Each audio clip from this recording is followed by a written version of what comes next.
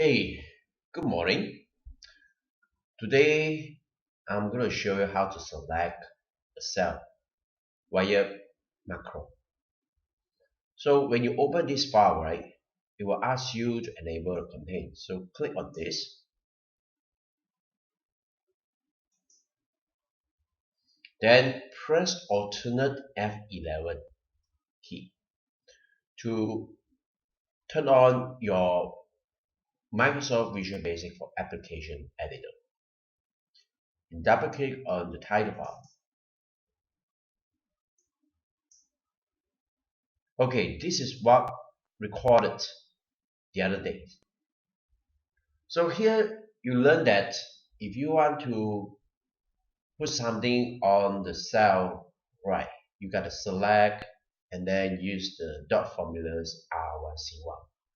But there is another way, a much clever way, right? Is we make a copy of this, give a new procedure name so that this procedure and this procedure are not the same. Now our purpose is the same to demonstrate how to timestamp with macro.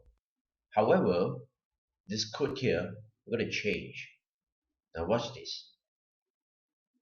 So first of all, this range, we call it an object. Now the object has a properties and a method. Now what is properties, right? Most likely that it is a noun as compared to select. Select is a verb. So that would be a method. So I'm going to delete that. Now every time if you want to add some value to a certain cell, you can do so without using that select statement. I'm going to do another one right here. And this will do the trick as well. Now let me show you what it means. Let me just highlight, delete this, and I'll put my insertion cursors right on the second procedure. And I don't even need this command. And then click on the run sub procedure. Run this. Now notice that it achieves the same thing without selecting the range or the cell B3. Immediately it adds the values received on into cell B3 and the date into cell D3. Now, the next step is, however, I want to timestamp the current date that shows on the computer, which is 29/9. As you can see, this is 27 because this is so-called hard code. It cannot change, right? Because it's part of the code. So what we do is that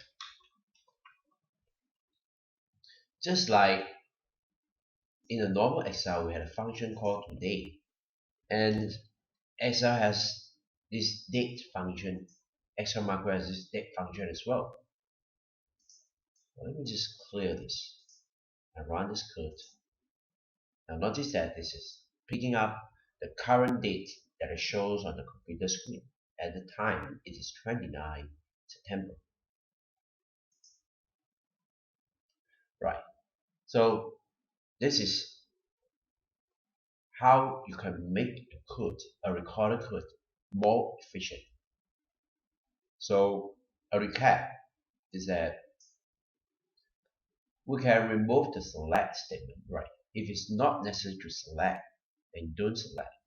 To select is just to help a beginner to understand easier what does that mean dot select, what does it mean this dot select, which is a method of the range object. Now each of these range is an object, active cell is an object, right? It model the real world, right? So active cell is an object, and we introduce you more object. in the latest video. So once again, thank you for watching this. Thank you.